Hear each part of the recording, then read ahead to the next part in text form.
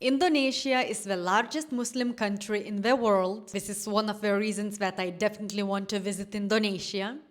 As-salamu Alaykum, welcome back to my channel. I am Desi, a revert Muslima from Lithuania, from the West, and today I'm going to react to a video that is affirming that Indonesian women are somehow happier than Western women. Let's see if for me, from the Western perspective, it is somehow true. But before I start this video, I also would like to let you know I will spend 2 weeks in Jakarta, the capital of Indonesia, and as many of you are from Indonesia or Malaysia, many Malaysians that have visited Indonesia as well, I would like to ask all of you for some tips of the places that I definitely have to visit in Jakarta. Touristic places, local places, what food I must try, the mosques I must definitely visit, among all other things that you want to suggest to me. So, UK Traveler visited Indonesia. Probably in this video I will see some spoilers of Jakarta. And let's see why Indonesian women are happier than Western women. Indonesia is the largest Muslim country in the world. This is one of the reasons that I definitely want to visit Indonesia as a revert Muslima to experience the real Islam. But I must tell you guys, when I visited Malaysia, I also made some vlogs of Malaysia. So go to that playlist and watch them. Even in Malaysia, I felt that spirit of Islam, which was amazing. All this mosque, the wonderful food, halal food, and so friendly people. So I'm pretty sure that experience Indonesia as a non-Muslim was an eye-opening for him to see how Muslims really live. Very,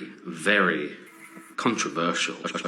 And I don't think people are going to like me saying this, especially in the UK. Something I really love is the religion. It has completely destroyed my perception of Islam. What we hear about Islam is places like Afghanistan and Iraq. It's all we hear about. And when we think of Southeast Asia, we don't think of Islam. We think of Vietnam and Buddhism and all these kind of things. Bradley is a British traveler who has been visiting Indonesia since June. After traveling and experiencing life in Indonesia, he has shared his controversial take after experiencing Indonesia's culture, comparing it to his home country, the United Kingdom. His content on Bradley's show is about travel and cultural critique, providing his audience with an outsider's view of life in Indonesia. In this particular video, Bradley makes a bold claim. Indonesia, in many ways, surpasses the United Kingdom. This statement alone would be enough to stir controversy, but Bradley goes further by providing detailed reasons. He revealed why he thought Indonesia was better than the United Kingdom and had points to back it up. Firstly, he started with street food. Both countries have very different concepts of street food. In the United Kingdom, street food is just a marketing gimmick and soulless. That just make it a money-making venture. When you make street food about money and not quality and taste, the people will not come back for food. They know thought and care is not being put in. This is so true. I never go to eat street food here in the West. It is expensive and it has no taste. Many Asians who have lived in Asia all their lives and are used to street food have questioned the United Kingdom's lack of street food. In Asia, street food is a big part of culture. In Indonesia, street food is very culturally significant and has been a part of people's lives for decades. Well, this is so cool because right now I know that I definitely have to go to try street food in Jakarta. This is one really good tip for me. Many street vendors often inherit recipes from their ancestors, while others create recipes based on modern tastes. It has such a big presence in Indonesia that it is considered one of the countries with the best street food in the world. Indonesia was also featured on a Netflix documentary called Street Food Asia, that allowed the world to get a glimpse of what Indonesian street food is like. Well, if you are from Jakarta and you know some place where I should definitely go for a street food, please write down in the comments below the address of that place. As soon as I arrived here, very apparent to me that women are happy, everybody's free, everybody's kind, but it's also the structure that the Islam kind of brings to the society here. Now, being woken up every morning at 4 or 5 a.m. by the call to prayer is another thing that is difficult for me. But in comparison to the UK, we don't really have religion. And many people, we have many Muslims, we have many Christians, we have many this, but nobody really goes to church and nobody's really that kind of invested in their religion. It's unique to see. And I do find it very interesting. And I hope that's not too controversial. I don't know if you saw the video where I said that I didn't want to leave that country. I was so in love with this city that I almost cried when I had to leave it. I still think a lot about that country and I would love to come back. Many of your comments that you suggested me to visit Indonesia as well. So this is why we decided to give it a try. And after he said all these things about Indonesia, I'm really excited to see it. To the west, any Muslim countries are ones in the Middle East and war-affected countries like Afghanistan. To Southeast Asia was perceived as the countries practicing Buddhism and entirely different from Muslims.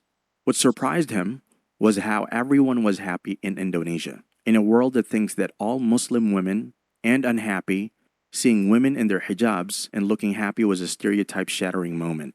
What moved him more was how invested Indonesian people are in their religion and spirituality. Bradley mentioned that in the United Kingdom, he noticed that although it was made up of a lot of religions and cultures, not many were as invested in their religion. But in Indonesia, he saw a sense of belonging and community when it came to religion, especially Islam. Unlike the UK, where religious practice can be more private and less visible, Indonesia's Muslim community is openly and actively engaged in their faith. Although he revealed it has been difficult for him to be awoken to the call to prayer for Fajr, he has grown to admire it as it is something he has not seen in the United Kingdom. It was unique and interesting to witness, as that definitely changed his perception of Muslims and Islam in general. This is so true. It is so easy to wake up for Fajr or to pray Isha in a Muslim majority population. In community, it is so beautiful. Malaysia, and it was wonderful. To go to the mosque, to pray in the mosque, to break the fast at the mosque. My first iftar at the mosque, all of it was so wonderful. I made full videos about that, so go to these vlogs and watch them. Because I brought you with me to my wonderful first experience of Ramadan in a country with so many Muslims. This time it will not be in Ramadan, but still I think it will be an amazing experience. Praying with all the Muslims in the mosque together. Wow, I'm so excited about that. Ever since he has landed in Indonesia, he has been making Indonesian content, from trying their coffees to their famous food. He has also been making review videos and documenting his experience for his followers to see and enjoy. In his comparison TikTok, many supported his viewpoints and shared their own experiences, from religion to life in Indonesia. Many Indonesians thanked Bradley and also showed him appreciation for his kind words about Indonesia. Right, Bradley? Maybe I will find him. So yes, here are his videos. So yeah, he's sharing his experience in Indonesia. Well guys, I'm so excited to read all your comments of the suggestions to the places that I definitely have to visit in Jakarta. Thanks for watching and see you in my next video. Allah Hafiz.